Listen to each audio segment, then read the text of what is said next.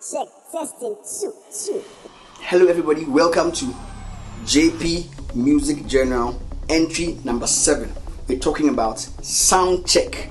Yeah, one of the most important but most neglected aspects of a concert, especially in Ghana. There might be more than one sound guy. There might be the front of house engineer responsible for the speakers for the audience, and there might be the stage mix engineer who is primarily responsible for what you, the artist, are hearing on stage. Take note, not the same as what the audience are hearing.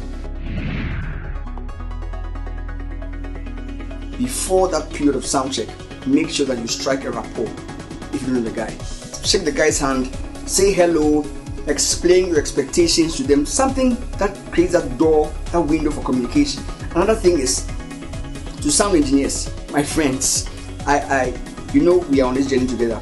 Have patience with us, we the artists as well. Sometimes we really don't know how to communicate. We still don't know the right terminologies. Try and go an extra mile to understand where we are coming from as musicians and artists, and let's do this together so we get the best. How do you communicate volume and EQ, for example, to the sound engineer?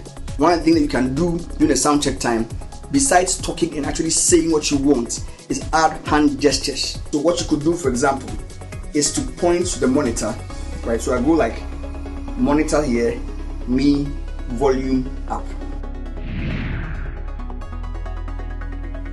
EQ as well. You can talk about cutting your lows or boosting your highs. The preference is always to take out what you do not want. So for example, if it sounds too bassy, you don't say boost my highs, you say cut my lows. Please think through carefully and pick the right songs.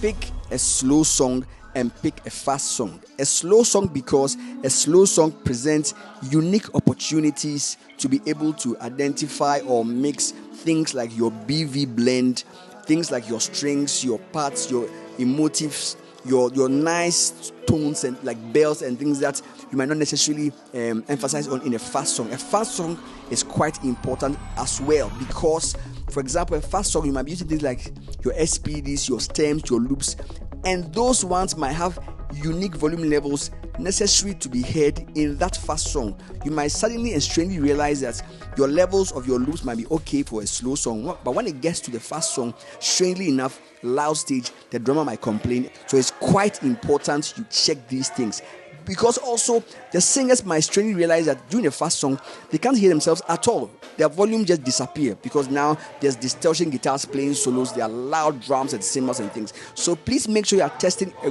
good range of volume levels and dynamics in terms of your musical components during every sound check. That is key, so you are less surprised and you are more comfortable and prepared to give out your best excellently. Test every single thing.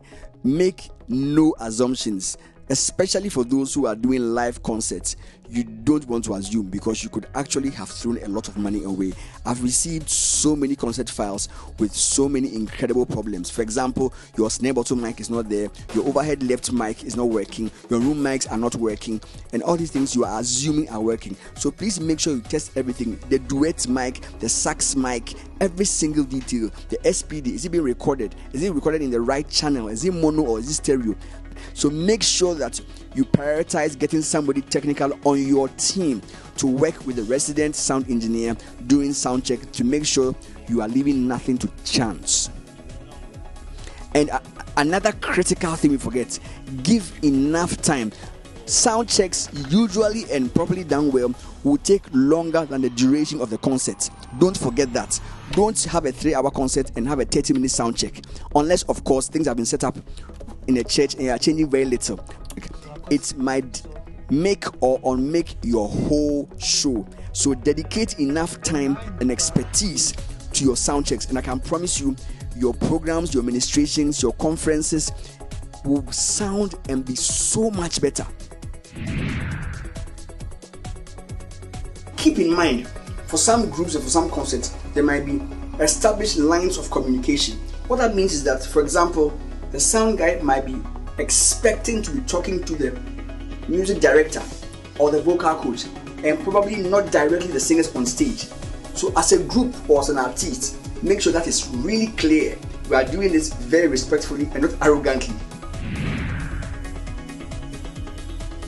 So these are basic things I'm talking about for today's sound check. Keep in mind the first important thing: strike a rapport with the sound engineer. Make sure it's clear, the lines of communication. And another thing is to be very discreet about it, especially if the sound check goes beyond the sound check period. For example, when you are ministering, things don't go like you expect. If you are communicating with the sound guy during administration after the sound check designated time, then you have to be very discreet. You don't want to distract the audience from the administration going on. You want to find very tactful way. As I said, you point, right? Say yourself, volume up. If it's okay, give a thumbs up. You want more keyboards, you do keyboards, monitor, you want it up. Following these general guidelines should help make your sound check generally smoother. I'll try and put together a checklist that will give you a detailed guide on the exact things you look out for as a bass player, as a lead guitar player, as a keys player, as a vocalist during the sound check. And then you can download that from our website, and if that helps, use it for your concerts and your live recordings. So thank you so much for joining us again. This has been JP Music Journal entry number 7. Catch you the next time. Cheers.